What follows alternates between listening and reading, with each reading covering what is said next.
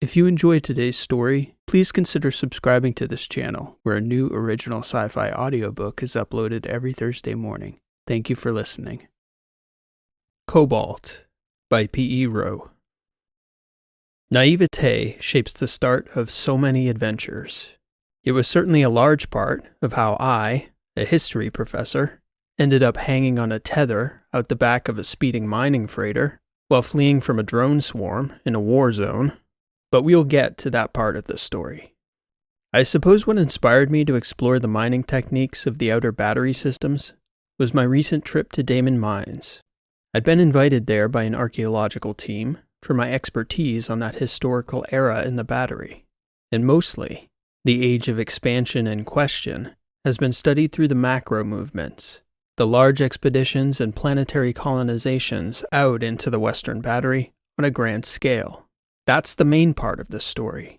What gets missed by most historians, and even the peoples of the Indies and lettered systems, is that a significant number of those outer systems were colonized by very small parties, families, minor corporate enterprises, even smugglers and bootleggers of illicit materials. So I jumped at the opportunity to investigate Daemon Mines firsthand, as it's a perfect example of one of these small colonies that didn't succeed. One of the lesser-known ghost worlds in the Indies. The towns there are largely frozen in time, as they were left centuries ago. This in itself was fascinating to me, and I may write about it yet in great depth. Certainly more than an article is warranted about these ghost worlds. Now, though, I'm writing about a subject that may seem utterly boring to most people in the inner battery, but it's a subject that enables all spacefaring civilization. And this story almost never gets told on Athos. The shame of this glaring omission in our historical narratives is that not only was it critical in the past, and still is in the present, but a huge percentage of us have ancestors who were miners at some point, and some of us descend from long lineages rich, pun intended, with miners.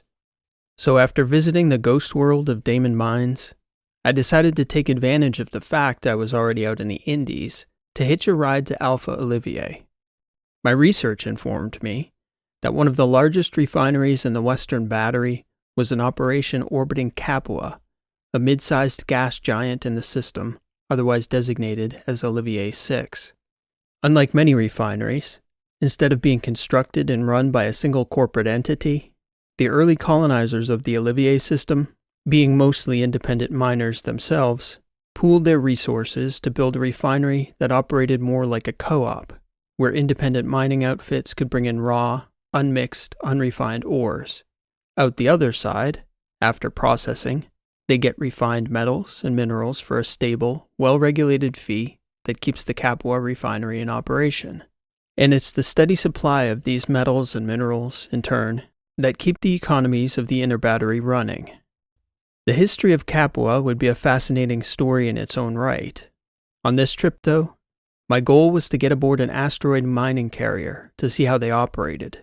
I wanted to understand the flip side of the planetary mining outposts I'd been studying in detail on Daemon Mines. I showed up entirely unannounced, with no contacts, and zero sense of what sort of reception an Athosian history professor would get from the space hands out there. I figured that with the many thousands of ships that came in and out of Capua each year, there had to be an operator who wouldn't mind sharing their understanding of the present state of things out on the front lines of the space mining industry. As I said at the outset, naivete shapes the start of so many adventures. This one began in my mind with my time on Daemon Mines, the romantic notions I had of imaginary conversations I would have had with those long-dead miners. The things they could have told me about their lives, if only I'd had the opportunity to ask the questions. When romanticism met reality out on Capua, what I got was a long string of humiliating insults, hearty laughter, rejection, and more rejection, culminating in what I eventually learned was a bit of a hazing, or perhaps a practical joke, that finally landed me on a carrier. I was in a cafeteria in the station, trying to secure a berth. It was probably something like the 200th conversation of the kind. Familiar enough, I understood how it was going to go. A group of miners were seated together, staring at me, of course, as I looked so obviously out of place there.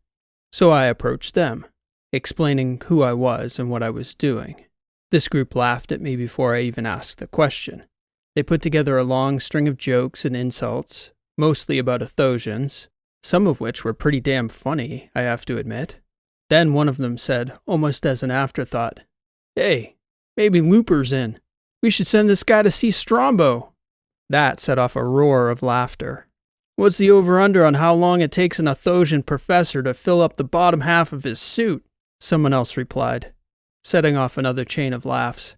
5 hours! I'll take the under!" Another shouted. "Strombo?" I said, smiling along with them. "Do you think he might be interested?" There was another fierce roar of laughter. "Oh yeah," one of the miners joked. "As long as there's something in it for Strombo, Strombo's interested." "Where can I find him?" I asked. The laughter died down a bit. "I'm entirely serious," I told them. "Have you ever got your hands dirty in your life, Athosian?" one of the older miners asked. "I just spent the past year digging out a dead mining colony on Damon Mines. So yeah, literally my hands were dirty every day." "No danger there," one of the miners quipped. "Oh, what the hell?" the first one who'd proposed Strombo said. "Fella wants to see a miner at work, it's nothing to me. You can find Strombo's ship moored off the Key Pier, number 7. Ship's name's the Curiat. Ask for Hader Strombo. He runs a fleet of about 30 ships." "Ask to go out with Looper," one of the men laughed. "He'll show you a time." "I'll do that, thanks," I replied. "As you said, what the hell?" They all looked at each other for a moment, grinned, and went about their lunch, and I walked off in search of the Curiat.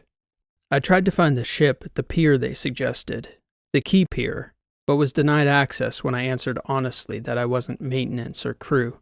They had no flight plan logged for the ship's departure in the station flight record, so I knew the Curiat would be at Capua for at least a few days. When I asked how I could get in touch with the captain, the station master's crew asked me what I was doing. I didn't give them the full story, but I said I was trying to meet with this Captain Hader Strombo. It turned out the piers had temporary offices for fleet captains in the gravitation of the cylinder while their ships were on a mooring. When I got down to the key offices, I learned that Strombo pretty much had his own designated office down there. He practically lived there. With roughly 30 ships coming and going on a continuous basis, he usually came in and moored for weeks or months at a time, coordinating his fleet from Capua. He was in his office when I entered. Hader Strombo had a rough look about him and seemed a little jittery and eccentric, but he was hardly intimidating. The sight of him certainly didn't inspire the kind of reaction the men in the cafeteria exhibited, at least by my reckoning. "You want what?" he asked me. "To go for a ride? I'd like to learn about what you do, how you operate." "You say you're some kind of historian, Mr. Irie?" "I'm a professor of history, yes." "From Athos?" "That's correct. The capital at Ithaca. College of Historical Specialties." "What does a fancy place like that want from an outfit like mine?" "To learn how you do what you do, mostly. Miners like you play a critical role in our infrastructure. Most Athosians have no idea how we get our raw materials. I want to see it in action, to tell the stories of the people who keep our society going. There'll be compensation, of course. My department has funds for this sort of field research." He scoffed and shrugged his shoulders, getting up from the table where he seemed to be tracking his units on a float screen on one half, while watching some sort of docudrama on the other. The program paused as he got up. "I only got 2 units in right now. If they'll take you, it's okay with me, just as long as you give me your word on one thing," he said, almost as an afterthought. "This isn't some sort of joke. You Athosians come all the way out here to have a laugh at us miners at our expense?" "No, sir," I replied. "I just spent nearly a year digging up a mining outpost in the Damon system, learning about the early expansion era mining practices. I'm serious about this. I'd never make a mockery of you or your profession." "Yeah, right, fella," he answered. "Come with me." There were crew bunks along another wing, Spartan little hotel quarters where operators stayed while their ship's payloads were getting processed by the refinery. Strombo didn't say a word along the walk, stepping quickly down to the crew quarters. When we got there, he turned and said, Maybe Nira will take you. He pinged the door 20 steps or so before stopping at a bunk room and rapping on the door with his knuckles. Open up, Nira! A few seconds later, the door opened and a young woman appeared. Hey, Dad, she said, squinting and looking me up and down. What's up? Irie, meet my daughter Nira. He wants to ride with you, daughter. Some sort of historian of mining he is. She shook her head. You want me to take him out with me? I nodded and smiled at her. It's either you or Looper. She looked at me again. Hell no. This guy looks like a creep. He's not getting on my ship. Not that I have any intention of pressuring anyone into anything, I said. Nor are you in the position to, Strombo replied. I understand. But a creep? Really? You hardly took one look at me. Yeah, stick this creep with Looper, Dad. I don't want him on my ship. Hater Strombo looked at me and grinned. Guess Looper gets the task, if he tolerates the sight of you. Better hurry, Nira Strombo stated. 18 was in the processing bay when I turned in. I bet he's already filed into the outbound queue. We caught up to this Looper as he was preparing to board the mining carrier. Strombo pinged him, asking him to come back to the inner pier. The refinery had already given the 10-minute call to get that empty carrier back off the line. Looper came back into the staging area, where 2 other pilots were waiting to take out their ships after him. He seemed shockingly young to be driving any ship, much less a large mining carrier. He was dark-haired, tough-looking, with a cocky grin made a bit more impactful by the outline of about a week's worth of stubble. What's up, boss? He asked Strombo. I'm just pulling out. You willing to take on an observer? Observer? Who, this guy? Not a trainee, he declared, shaking his head. What's his problem? He's some kind of history professor from Athos. Wants to see how mining gets done. Historian, Looper said, his grin getting wider as he shook his head. Are you for real, Professor? I am, I said, sticking out a hand. Karsten Irie, pleasure to meet you, sir. He didn't shake my hand, merely looking over at Strombo in disbelief. Strombo shrugged and looked back at me.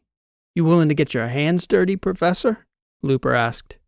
Karsten, please. And yes, always. Things have been getting pretty hairy out by the lines, he said, shrugging. You got the stones to tag along, I don't mind the company. Hope you got your affairs in order. Looper and Strombo grinned at each other. A 5-minute call rang out through the staging area.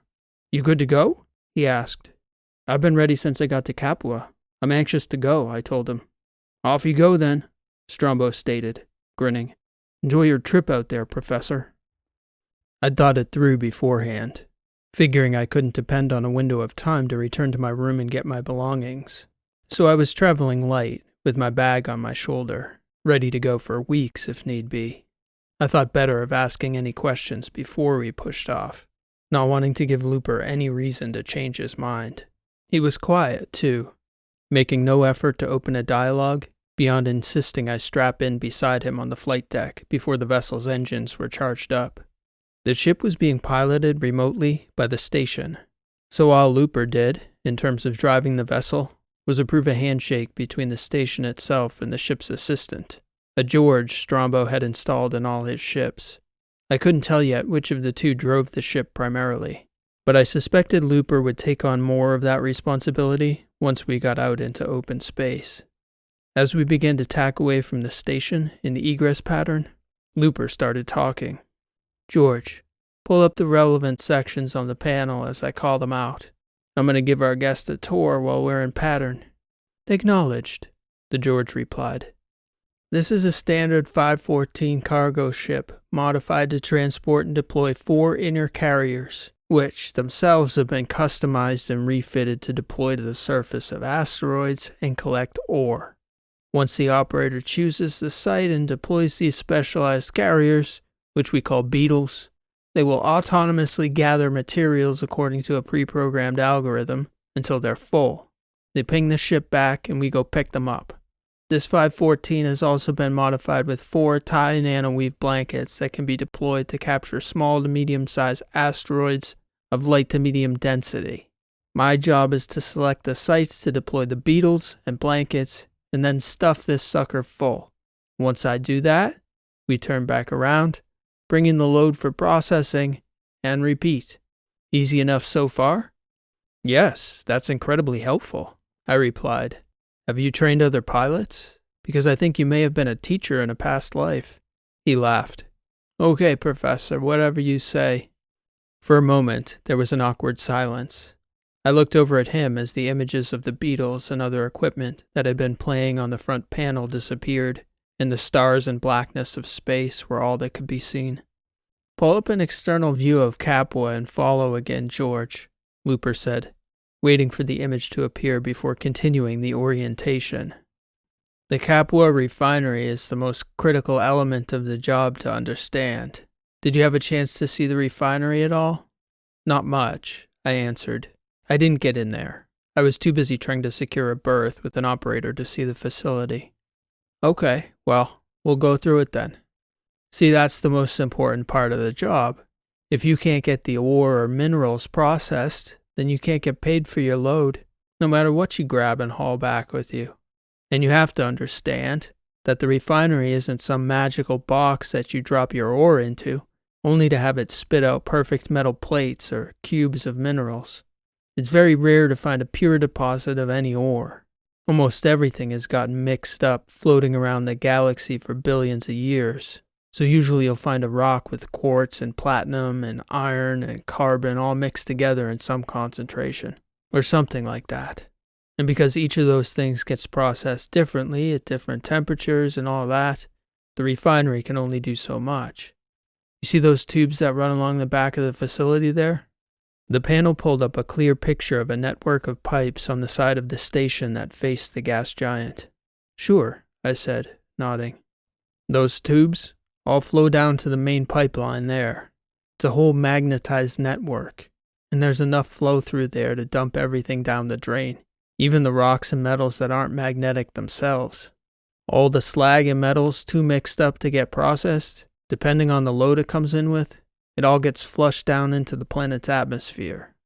There was a corresponding set of videos that showed the main exhaust, even pictures from within the pipes, and one long shot from a drone that followed the main exhaust pipe along its length as it approached the exhaust port, which spit its contents into a wide free fall that the camera recorded as little glowing spots along the upper atmosphere as the slag began to hit the outer extremes of Capua's raging cloud storms. I hadn't noticed it with the naked eye, as I had come into the station days before, but there was a constant glow from the sparks hitting the atmosphere. That's it. That's most of what you need to know. You got any questions on that? Do you have a good sense of what sorts of materials will yield a good return when you see an asteroid in the field? You get a feel for it. George helps. He's also able to give you a real-time market price for target materials if you come up on something you're not sure of. Estimates of values. The places we'll go first, though, those fields are so mined, you pretty much learn what's there in your first couple weeks out here. Everything's so well documented and scouted, there's not much surprise. If you want to have a very boring time, I can pretty much guarantee a load of titanium and silica that would pay for the trip and maybe a couple thousand LCR on top of it, which Strombo would be okay with, because that covers his costs, loses him nothing, and keeps me hungry to go out again because the payoff's so low. Let me ask a different way, I replied. What makes someone like you good at your job versus a miner who might not do as well? What separates me from a monkey, you're asking? I smiled. Something like that. Yeah, he said, grinning back. How far out are you willing to go? How much exploring over how much time? But right now, current climate, it's about how close you're willing to get to getting your ass blown to hell by the Trasp. You don't want to see the Terrans either, for that matter. They'll both blow anything to hell if they want to, especially these past few months. He turned to make eye contact with me. No risk, no reward. You know that's what you signed up for, right, Professor?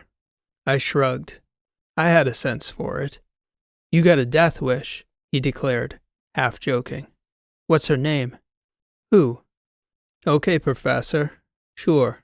Only one thing drives someone like you farther out from the Indies into the letters, and it's got nothing to do with mining. I'm sorry, I don't know what you mean. Right. You end up on my ship out of curiosity.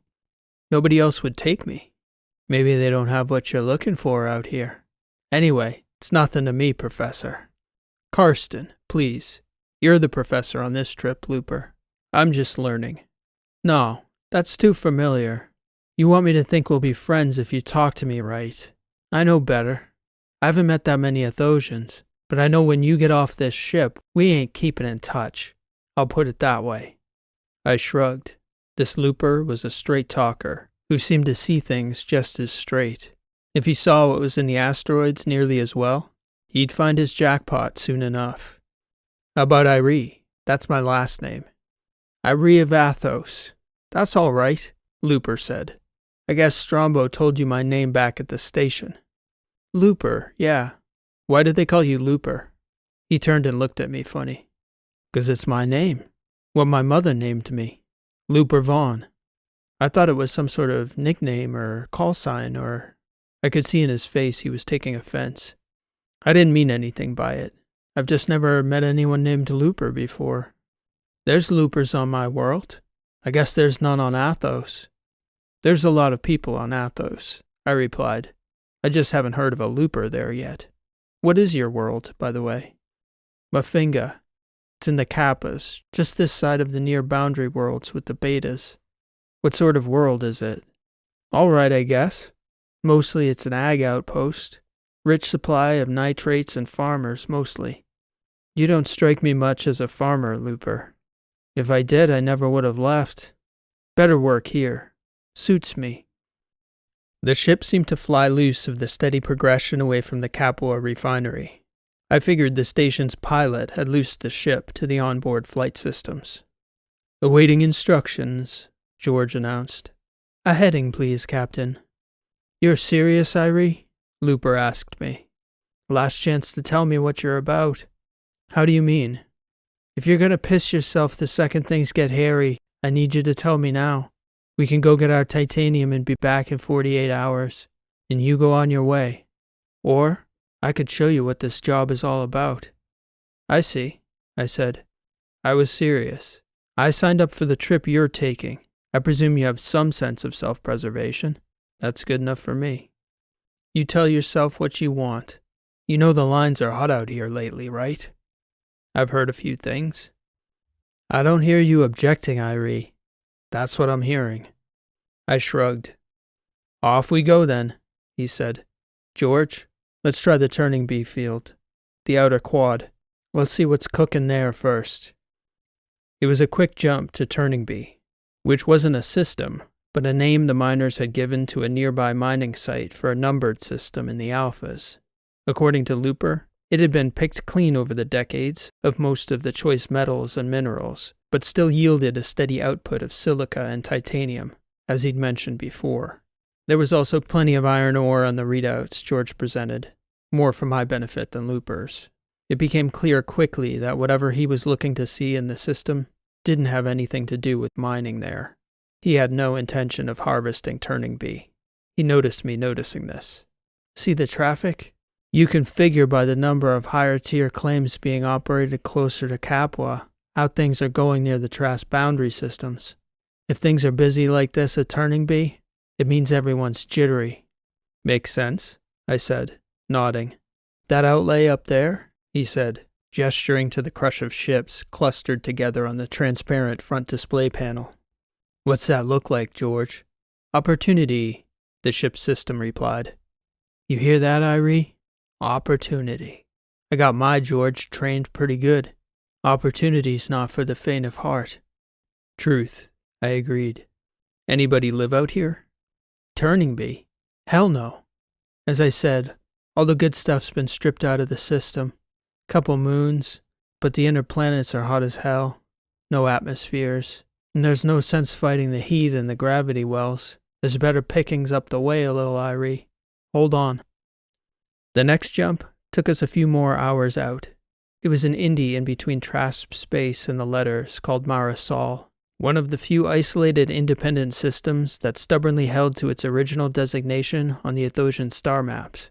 There was a small cylinder group there that had negotiated for their neutrality at the start of the war, according to Looper. Odds were good. They'd exchanged something of value for their neutrality. Whatever that was, Looper didn't seem to know. But he reported that he'd stopped there a few times for supplies, and the cylinder group was still intact, completely unmolested.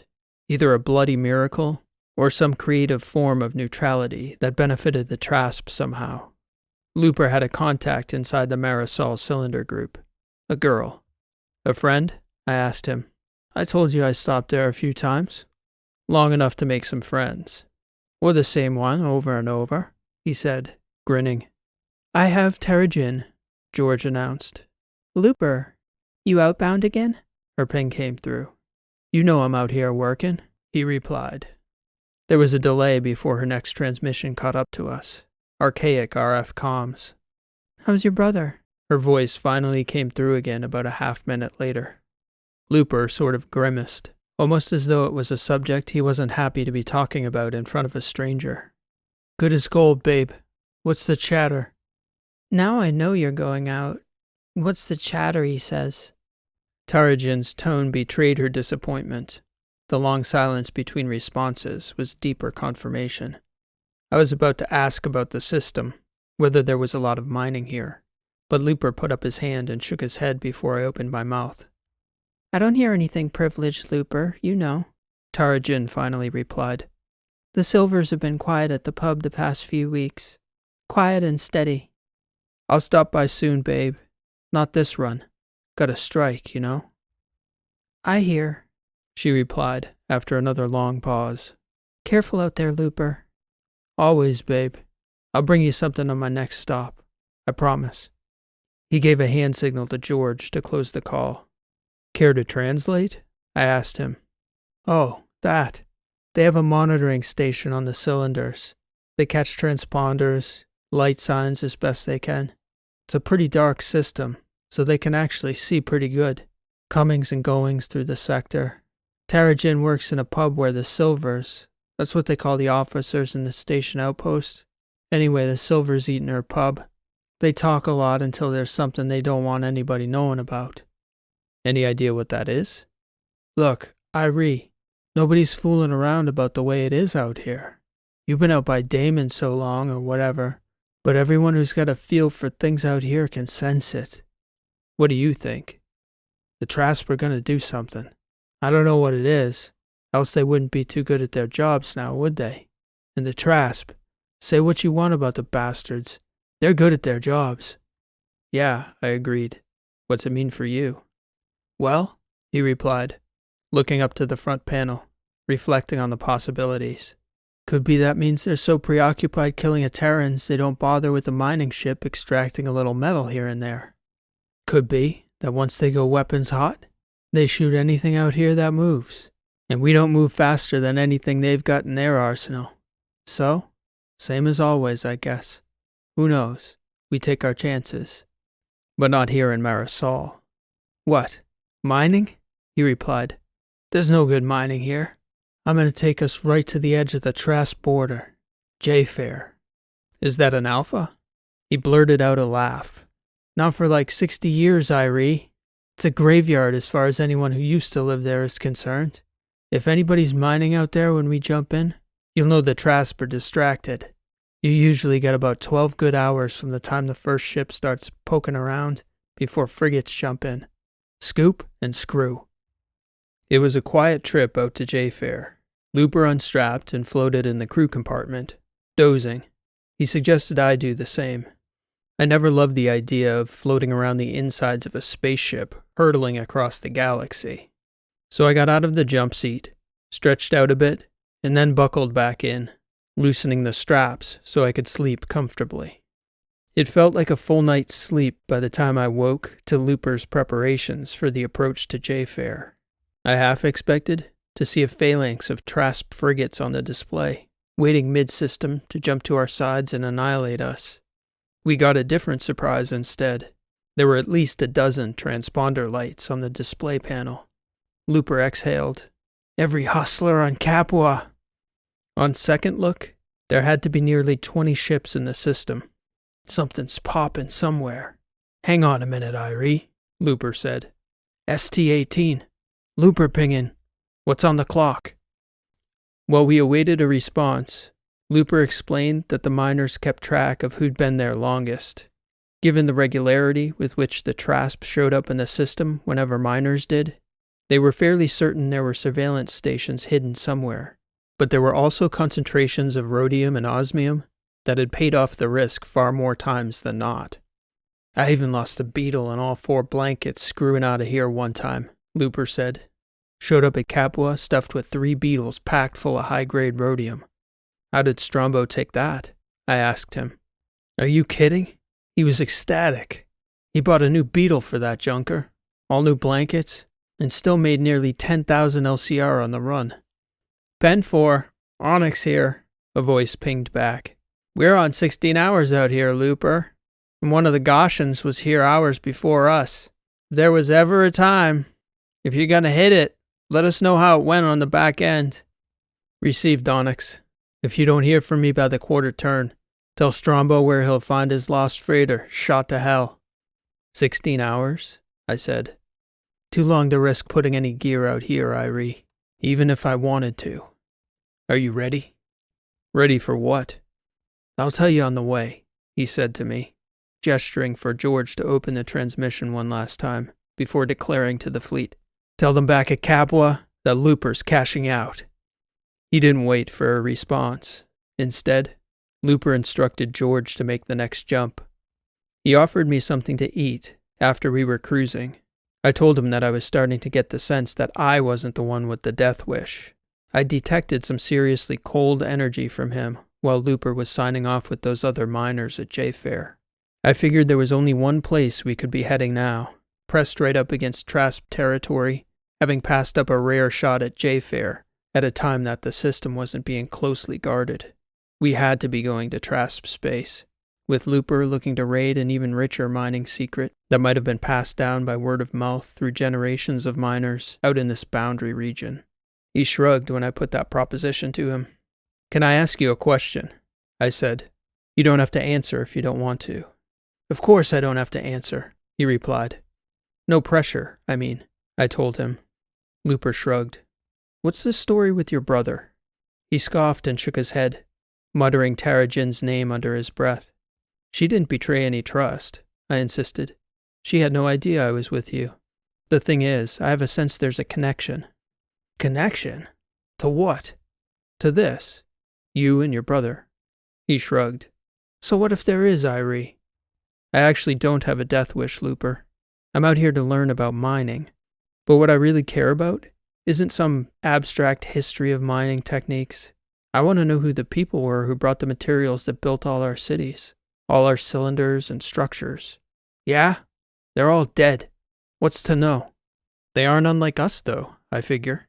The reasons they did the work they did probably aren't all that different from you. Don't get yourself all twisted, Irie. I still do this for the money. The thing about all those crazies back at J-Fair and the others is they're all young like me, looking to hit big and buy their own ship. So we risk getting blasted to hell. How would Strombo react if he found out you were taking his freighter into TRASP territory? He's insured. Ships don't come back every now and again. He'd break even and get a brand new ship out of the equation. If he could find 5 more pilots as crazy as me, he'd do it in a second. Okay, I said, probing with a look. Is that a good answer? Looper asked. Yeah, that's a good answer. You don't have to tell me about your brother. And you don't tell me about the girl. I shook my head. It's not about the girl, it's what I said. So there is a girl, he replied, grinning. I knew it. He was very proud of himself. What's her name, Irie? I'll make you a deal, I told him. I'll give you a name if you tell me where we're going. Not a name. I'm no fool. You give me her name, and I'll tell you our destination. You might wish I hadn't, but I will. I thought about it for a moment. Wherever we were going, we would get there eventually. But I also figured I might build a little more rapport if I gave him her name. He'd never be able to piece it together anyway. Her name's Carly. Carly? And you thought I had a funny name? She must be some kind of special to drive you out here, Irie. She'll think you're one crazy bastard if you tell her about this run, I'll bet. That's if she believes you. Yeah? I said, pausing and gesturing for him to uphold his half of the deal. We're going to Richfield, he stated, and I could tell instantly he wasn't putting me on. What? Wouldn't suicide be quicker? Quicker for sure, but there's no chance of return on that. I figure I could do day runs for Strombo for 10 years before I save enough scratch to get my own ship. I didn't come out from Mafinga to spend half my life working for someone else. One lucky pass at Richfield, and 10 years is tomorrow. One not so lucky pass, and tomorrow is not happening, Looper. You are crazy. He shrugged. I thought you said you studied this stuff. What did you think miners were about? That's it. That's the history. You're going to get to live it. All those ships back behind us, the Canaries and the coal mine. You ever heard that one? Yeah, I've heard that one. Where we're going, there's no Canaries, Irie. Jackpot or bust. What do you think Carly would say about that? I'd say she wouldn't believe me if I told her. There's maps, Looper said, shrugging. I'm not the first to try. I got a plan. We'll be in and out in 6 hours. We can take our own pictures, share them with your girl. Plus, if I cash out, I'm not going to stiff you, Irie. You can bring her back something nice. I'd said it enough earlier that I'd bought my ticket. I was on the trip Looper was taking, and if he was going to Richfield, so was I. I figured we could take advantage of the long jump in to get prepared. I asked him what he knew of the system, and shared what little knowledge I had. Unfortunately, I'd never studied the systems along the Traspinitaran boundaries in great detail. I knew the basics. Richfield, along with Burning Rock, was one of the 2 worst hotspots of the West Battery War. It was aptly named, teeming with asteroids famously rich in number and quality, which, astronomers believed, were the byproduct of a collision between an outer, rocky dwarf planet and a similarly rocky rogue world that had smashed each other into 1 trillion pieces in the system's astronomical past. Richfield was located directly between the 2 warring empires, and prior to hostilities, the system's ample resources were shared amicably between the Aterans and the Trasp. Since the war's outbreak, though, little had been shared between the 2 powers, save violence and animus. On Athos, any mention of Richfield was almost always followed by a number, a death count unfathomable to a people untouched by war. What the number usually told us was the current temperature of the conflict. When it rose into the tens of thousands, the tensions were warming. In the hundreds of thousands, it was time to pay attention. Mostly, it hovered in the hundreds or low thousands. Still, I couldn't fathom how Looper thought we could possibly jump in, drop the mining gear, work for 6 hours, and collect it again before jumping out unscathed, or alive for that matter. There's risk, he told me. Sure, but if I'm right, it's not as bad as anybody thinks. Richfield is filled with listening stations and mines, drones from both sides. That's not exactly a compelling reason to go in, Looper. Great, Irie. Nice one. See, though, during the last 2 offensives, both the Trasp and Aterans pulled fighting ships from the systems where they didn't need living fighters. And Richfield, because it's so well covered with automated probes, neither side could sneak in and get a real foothold without the other being able to respond. My bet is that nobody's actively patrolling it right now. And the automated systems? Looper shrugged. I don't think they're scanning for cargo carriers, Irie. What makes you say that? The Trasp and Aterans both have civilian ships. They have to mine too, right? They move cargo same as us. He was certain. Looper's certainty was so convincing I got the sense that he knew something he wasn't telling me. All right then. If we're going in, let's discuss this plan of yours, I told him, starting with ingress and egress. Look at you, Irie, the history professor, sounding like some military commander. You'd be surprised the little things I've picked up in my travels. We sat at the display for hours going over the system. The maps he had of the outer fields weren't detailed enough to home in on specific asteroids, but there was data on certain regions. It became clear that someone had been there before. Whether it was Looper himself, another miner, or from some stolen Trasp or Terran reconnaissance wasn't clear. But Looper had a very specific area and ore tagged for extraction. Cobalt. There were deposits of rare purity spread throughout the field, and it was always in high demand as one of the key components in active nanosheets, among a great many other applications. There's also a good chance we can score some Lonstelite in that area, Looper said. Isn't that manufactured? I asked him. I'm surprised you even know that. Don't you study history? I have taken science courses, I quipped. I did quite well in them. Not well enough to know that we can't make Lonstelite chunks the size of your head, Irie. It's an impact formation. Choice material. Richer than the cobalt. If we spot a rock and it's practical, we bag it. As I said, you're the professor out here, I told him. We went over the ingress at the pole of one of the mid-system planets.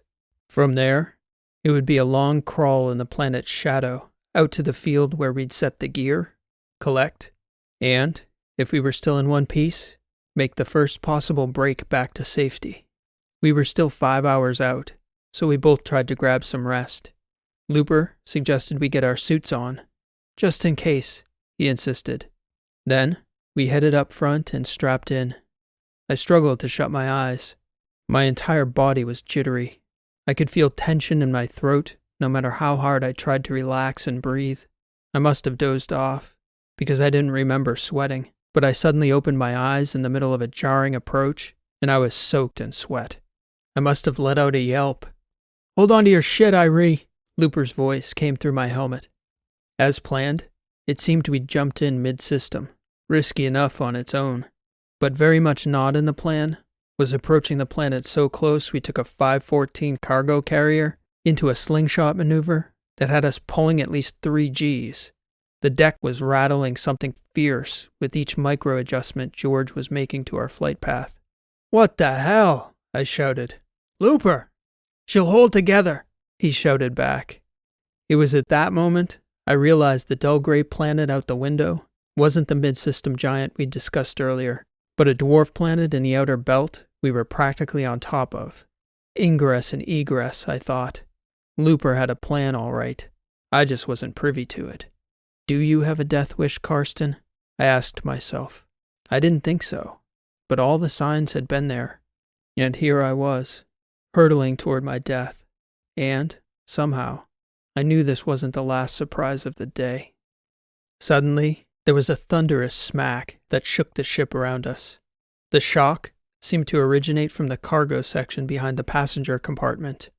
The hull has been breached in the cargo area, George announced. Assessing damage.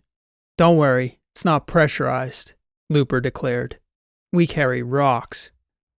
George displayed the small puncture and announced that there was no damage to the ship's systems or the beetles inside the main compartment. After a few minutes, the ship steadied. Rather than getting into a pointless argument with Looper about the situation, I chose to take a deep breath and a good look around, and imagine we weren't screaming into an area where a rock 50 times bigger than the one that had just hit us wasn't waiting to smack the ship's flight deck square in the face.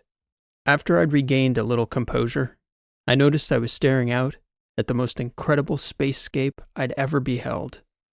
The field, rather than appearing like the sea of dull rocks I'd always envisioned a dense asteroid belt to be, looked far more like a sea of luminous stars. It was almost like we were diving into a lake of glitter, with the points of light folding in on each other in waves as we passed by. It was so breathtaking, I didn't say a word for nearly an hour as we cruised in the darkness, Looper talking through the flight adjustments with George along the way, a new urgency to his tone I hadn't heard before. You all right, Irie? Looper asked at one point. I think he must have thought I'd passed out. My silence surprised him. I'm fine, I replied, just enjoying the view. You're something else, Professor. You actually do have stones. I turned to look at him and shrugged. As the flight smoothed out, I had a chance to make some observations. There were thousands of tiny points of light in every direction, a rare celestial phenomenon in itself, but among that debris of a primordial natural cataclysm were the many thousands of remnants of a human cataclysm as well. Some of those bright points, undoubtedly, were the remnants of Trasp frigates or Terran battle carriers. It was impossible for us to know the tactics or even envision the ways the millions had perished out here over the course of the war, but they were out there, scattered across Richfield. I could feel the weight of it, even as I could feel the tension of being there. the doubt if I'd ever return. How did I end up here? I had the thought again. Do I have a death wish? I could have picked an uglier place to lie in eternity. Richfield was one gorgeous graveyard. Looper was talking through the cosmography with George.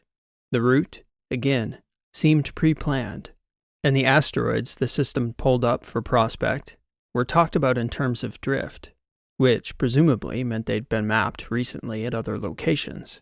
George was plotting adjustments with thrust and gravitational boosts to avoid burning during deployment. Burning the engines at pickup was going to be unavoidable, but if we were lucky enough to go undetected until then, the response time of any interceptors might be too late to get to us. When we'd done enough gravitational braking, using several large asteroids and thrusters, Looper popped the beetles out of the carrier one by one along an approach to a large single asteroid. George had calculated their approach vectors, and Looper approved them. They were going to pop down on the surface with some serious force, even firing their thrusters full on. Looper turned to me with a grin. This isn't a non-contact sport, Irie. Briefly, Looper and George reviewed the spectroscopy on the target asteroid. It was exactly what Looper had been hoping.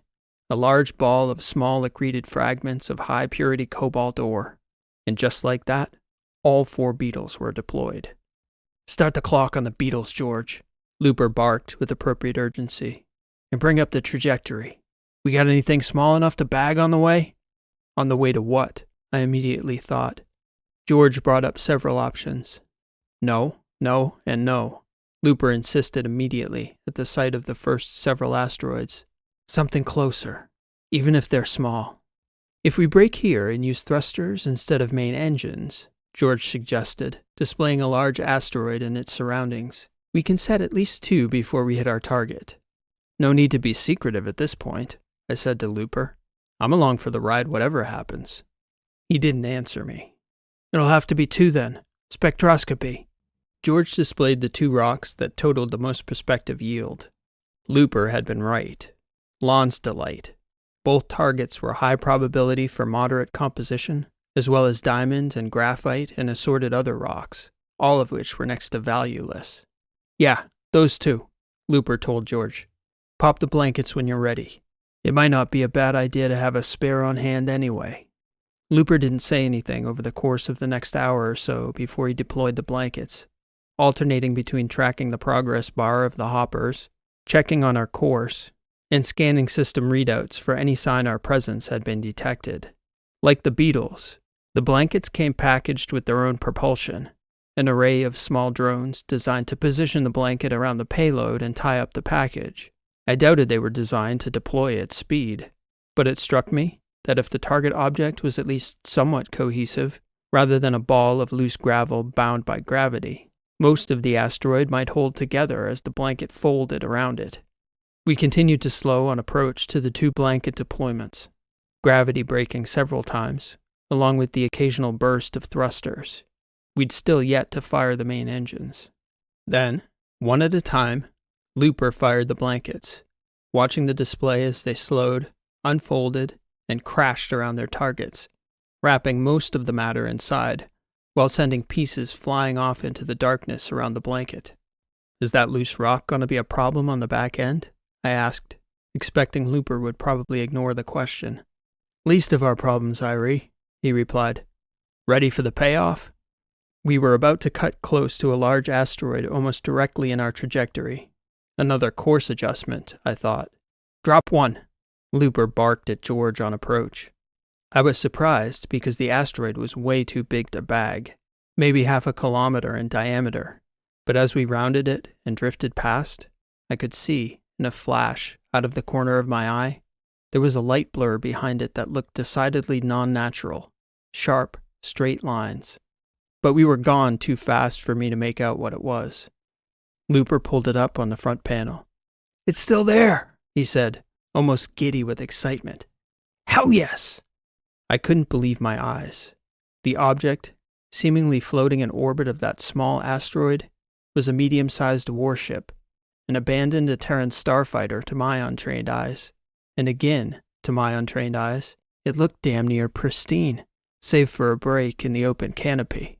Oh my God, I exclaimed, almost involuntarily at the realization. This trip was never about Cobalt, Irie.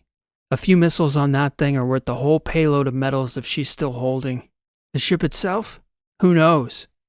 We both watched breathlessly as the rear cameras captured the blanket's approach, half bathed in light, as the asteroid's gravity pulled in the blanket, which deployed, its drones firing as it entered the asteroid's gravity well, whipped around the light side of the asteroid, and caught the starfighter like a net folding around a winged bird. 2 of the drones died on impact, George announced. Still, Looper was ecstatic.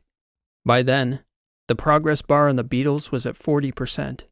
Looper and George were discussing how to tack back around to pick them up. Isn't that just asking for trouble? I said. Why not just take the fighter and screw instead of getting greedy? I didn't know it would still be here, Irie. If either side's drones had spotted it, they'd have either salvaged it or shot it to bits. Therefore, I had to drop the Beetles to make sure we got something from this trip. And there is only one thing better than a lot of money. He left the statement hanging there. More money? I suggested. Are you sure you weren't one of us in a past life? He asked me. Anything's possible, I said. It became clear as the ship continued to decelerate that we would have to burn in order to pick up the cargo. But still, miraculously, we were cruising undetected on a circular route through the belt, arcing back toward the Beetles, which were fast gobbling up Cobalt. The positive side of such a dense asteroid field was the numerous opportunities for gravitational course adjustments along the way. The negative side, we smacked right into. 5 more hits on the way back around to the Beetles. Small, stray rocks slapping off the rear cargo section, each time jolting my heart into my throat. Looper laughed whenever one hit. Performative bravado, I hoped. Otherwise, he really was a madman. We were coming up on 4 hours by the time we neared the Beetles. We had to slow to meet speeds with the asteroid. There was no more avoiding it. The Beetles, laden with cobalt ore, were going to need assistance from the 514's portable rockets to reach escape velocity. And from there, it was a delicate operation to get all 4 back through the drop door and secured inside the rear compartment. It wouldn't be a large or long burn, as we were coasting fairly slowly by then, but that light would go out like a wave, and even with the light noise in that very noisy asteroid belt, unnatural light was certainly something defensive systems were attuned to detect. The question wasn't whether we'd be seen, it was when. Start the clock, Looper suddenly declared. We burned to a stop. The doors opened, and 4 booster rockets shot out of the rear compartment. The Beetles were sitting, chock full, awaiting pickup. The boosters shot down fast, with laser precision, affixing themselves, 2 by 2, to fittings on the sides of the Beetles. The first 2 Beetles were in flight within minutes. While I was transfixed by the loading procedure, Looper was watching our perimeter with equal focus. George, the ship, Looper, they were like a singular machine unto themselves. I was fearful the pickup would take a long time, but once the first 2 Beetles were inbound to the main craft, the boosters detached, and the thrusters took over, while the boosters themselves immediately burned and returned to the surface of that blue-black metallic rock to pick up the 2 remaining Beetles. I do not know what happened when those 2 planets collided, Looper stated, staring up at the readouts on the display. But one of those little worlds was filled with some rare ore in its core, boy. You ever seen anyone getting rich in real time, Irie? History right here, Professor. From the time of that first burn, all 4 Beetles were loaded and secured in less than 24 minutes.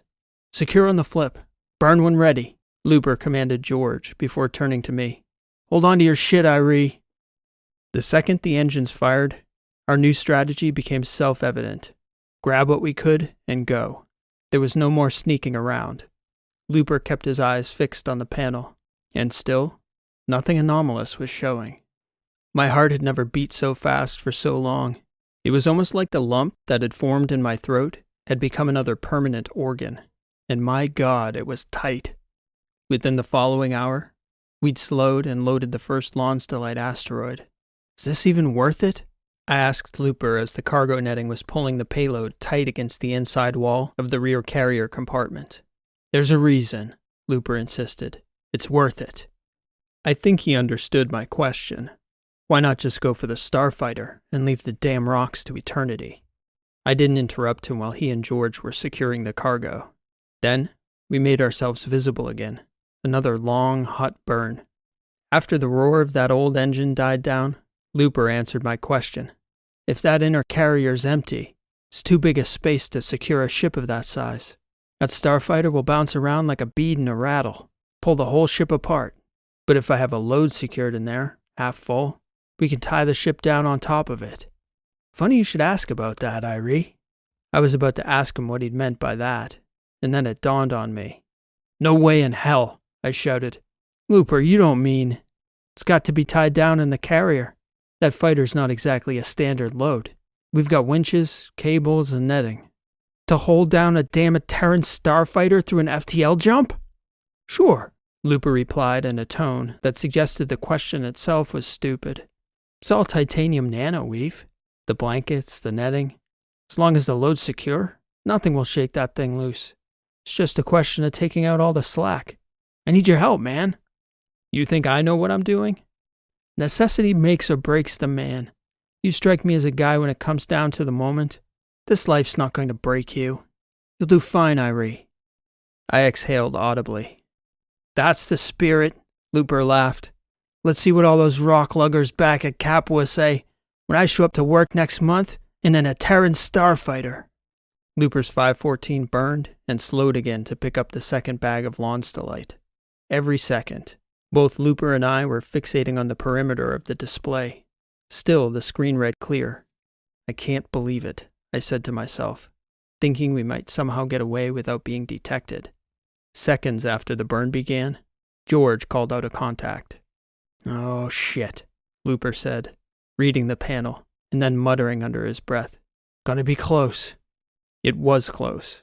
George didn't have a clear enough fix to determine a speed or heading, but after a few minutes, finally, George confirmed what we both already understood. The contact is changing its attitude. It's seen us, I said. It's seen something, Looper replied. We're mostly in the dark. We could still look like a rock to it. We've got time. I exhaled. As we approached the starfighter, I asked Looper what the plan was, how we were going to pull it in. I don't know, Irie. Depends on what they do, he said, pointing at the display. We improvise. I did my best to breathe deeply, trying to bring my heart rate down as we approached. More contacts had appeared on the display panel alongside the first. George had to burn a bright streak through a long stretch of dark space to pull the ship to a stop behind the asteroid. Surely we were spotted then. But still, Looper didn't want to park the 514 out in the open while we were securing the starfighter. I thought to say something to dissuade him, that surely we were cutting it too close, but there was no way he was getting talked out of it. We'd either bag that ship or die trying. Can you fly a drone? He asked me. I'm no pilot, I answered. Very basic. Spacewalk? I shook my head. Okay, Irie, follow me. When the ship stopped, he unstrapped and made for the rear hatch of the cargo compartment. There were crawlways that ran alongside the cargo, and we pulled ourselves along the ribs of the hull toward the back gate. Looper strapped our spacesuits together on a tether. We're going to ride out on the drones, Looper announced. Don't worry, George is flying us. We just have to hold on until the blanket flies us out there. Once we wrap up the ship properly, George will swing around and pull us in. Easy as. Looper could hear me breathing fast. What am I supposed to do once we get the ship inside? I asked him. He gave me a quick set of instructions I didn't fully understand. Something to do with securing the ends of tethers inside the mouths of the winches on the hull. The winches would do the rest. You'll get it, he said. Then the rear doors opened. My hands were locked around the webbing on that blanket, which was more like a block than a blanket, packed as tight as a crate until it deployed. And then we were in space, flying through the infinite. I went from breathing way too fast to not breathing at all. Looper was holding on across from me, looking right at my panicking face. Breathe, Irie. Breathe and enjoy the ride. The drones were packed in an ingenious way, so that they could drive the blanket, break off, and then deploy. Our job was just to hold on as we curved around the dark side of that asteroid. I began to breathe and marvel. I definitely didn't have a death wish.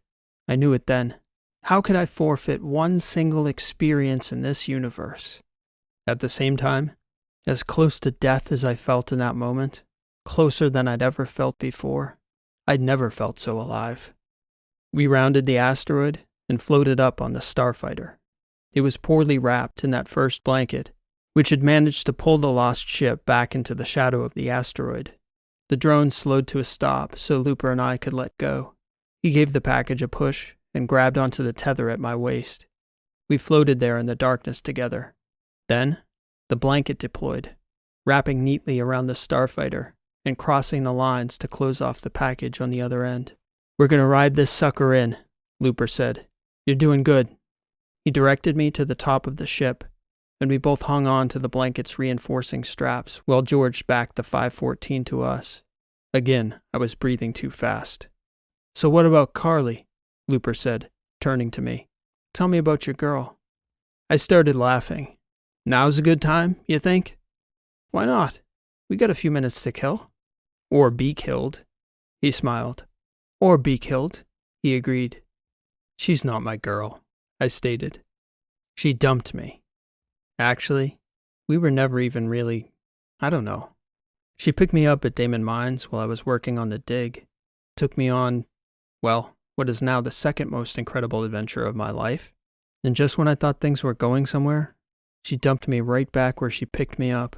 And I haven't heard a word from her in months. Like it never happened." "That's cold," Looper said. "I don't know. I used to hate her when we first met." I paused. "That's not fair. I never hated her.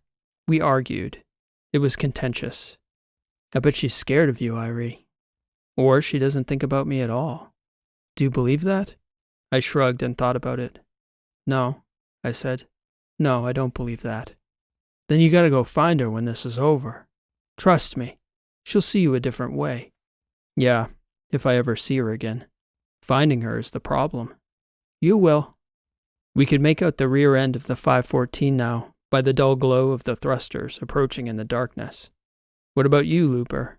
Your brother?" He shook his head inside his helmet. "It's no big thing. Tara Jin was asking about it. It's not just the ship I'm saving for, Irie. My older brother lost a hand in the letter service. I don't know if you've ever met anyone like that before, but some of the gear the LSS lets pass for prosthetics is damn near medieval. So he's in pain a lot, and his hand doesn't work right. I heard some other patients in the LSS on Alpha Richard talking about it. If you've got money, they're fixing people up on Tressia. They've got good doctors there. It's expensive as hell, but they fix people right, not like those letters doctors." "I actually have seen some of their body work," I told him. "So you know." "Yeah, I know. That's a hell of a noble cause." Looper shrugged. "Family," he said. "It's what you do." George was right on us by then, the glow of the lights in the back compartment surrounding us. Suddenly, we were back inside the 514 again, touching down gently. "You know, we could have just stayed on the ship," I said. "Irie, just because you don't know what I'm doing, doesn't mean I don't know what I'm doing. There's a reason for everything I do. I don't got time to explain it all to you." "Fair enough."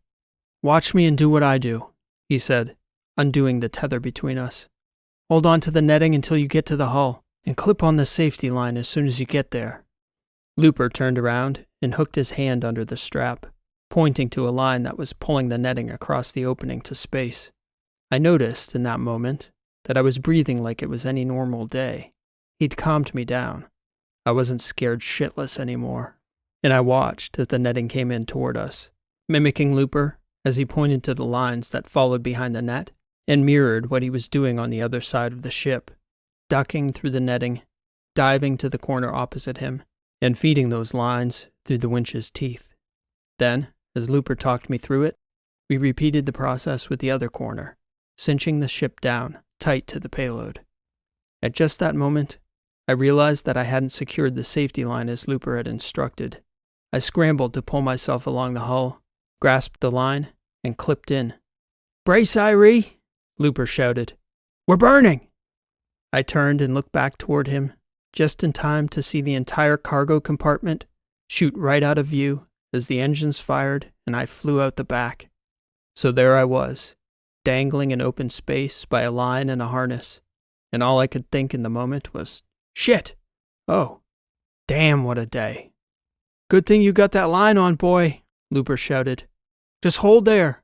I didn't think George would fire the engines with the doors open, I said. They're right on us, Irie. We gotta move. The safety line was on a winch, and thankfully, it was tested to far greater loads than one Karsten Irie. Otherwise, Richfield would have been my graveyard that day. Our escape from the system was no less of an adventure. Looper and I had to scramble up the cargo compartment to get strapped in for our mad dash away from the rapidly closing Trasp drone swarm. Then, we chanced a 1-minute FTL hop through the thinnest portion of the asteroid field to escape the drones, followed by another nearly blind jump out of the system, as another set of automated defenses rushed toward us.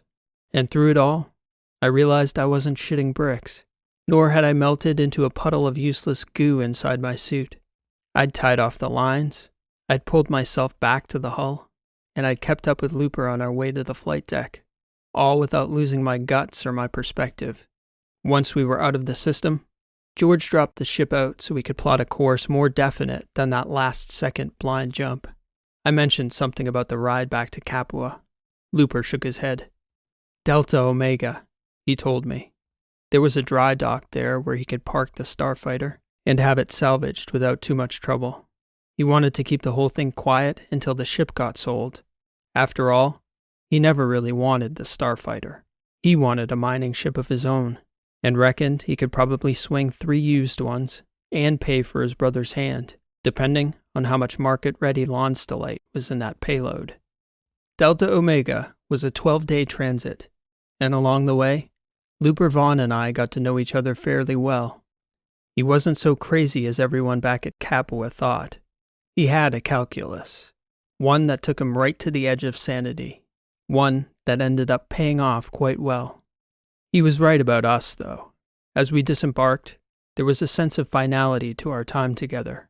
We wouldn't be keeping in touch. He asked for my digits. I refused at first, but he insisted, said it was a matter of pride. A pride, I decided, I had no right to refuse him. He transferred 5,000 LCR and apologized that he couldn't do more. I haven't got paid on that Cobalt yet, Irie, he said. I have money, Looper. My family does. Yeah, right, he said, nodding. You Athosians. You can find your way back to Athos from the Deltas, okay? That's if I go back to Athos. I don't get out this way often. New people to meet. Old people to find again, he said. Good luck with that, Irie. What are you going to tell all those other professors about mining? I laughed. It's not as boring as they think, that's for sure. And neither are you, Looper. I'll look for Vaughn Industries on the exchange in a few years. And I'll look for your memoirs, Karsten Irie. Irie of Athos. I'll have George read it to me while we're bagging rocks. Naivete shapes the start of so many great adventures. If that is the case, and I believe that it is, what shapes the end of them, I wonder. Perhaps it's the start of new adventures, new people to meet, and sometimes the same people all over again. Cobalt. This has been an original story, written and read by P.E. Rowe. Thank you for listening, and I hope you enjoyed the story. It's hard to believe, but that's the 100th time I've said those words to close out a story on Sci-Fi Weeklies. When I started over 2 years ago now, I had no idea we'd be here today, with so many wonderful people joining in on these space adventures. I'm so grateful to everyone who has come along. I'd like to thank everyone who has supported the channel, whether that be financially, by subscribing, by listening regularly, with your comments, or all the myriad ways people have helped to keep the channel going. I wish I could call all you out individually, but you know who you are. I appreciate you. I'd also like to send a personal thank you to Isaac Arthur, whose amazing channel inspired this journey in so many ways, and for his suggestion of this special episode's topic, life as an asteroid miner, which I believe he will have a video on shortly. So I hope you'll check out that video when it comes out. and so many of the other great videos I've linked to in my video descriptions. Next week, on September 12th, I've got another special episode on the topic of bootleg planets. This special topic was suggested to me by fellow sci-fi writer and YouTuber Nick Hine. Nick reached out to me earlier this summer, and we were able to finally find a time to coordinate a cool story topic, which he proposed, in a day when we'll both be releasing our stories on bootleg planets. Since we've been in touch, I've had some time to check out Nick's channel, and I hope you'll do the same. Each of Nick's stories that I've listened to, I've found to be written in the most fun and exploratory traditions of the genre, with cool settings and characters and interesting ideas, concepts, and technologies. Nick is a prolific writer and uploader, so there's a lot to check out, and I can't wait to listen to his take on our shared topic on September 12th. I also have at least one Misfits episode on tap for the second half of September, though I'm not willing to lock in a date just yet. In addition to those milestone stories, I've got some amazing plans for the next 100 stories, some that involve more collaborations, more full-length books, more Misfits episodes, and new characters and stories that I can't wait to share with you all. If you don't want to miss any of those upcoming releases, please make sure you're subscribed to the channel and have the notifications bell turned on. If you can't wait till then, you can always click to join the channel's 24/7 live stream linked in the video description. The stream is running whenever you feel like a story, so stop by anytime. Thanks for listening. This has been P.E. Rowe, and we'll see you next time.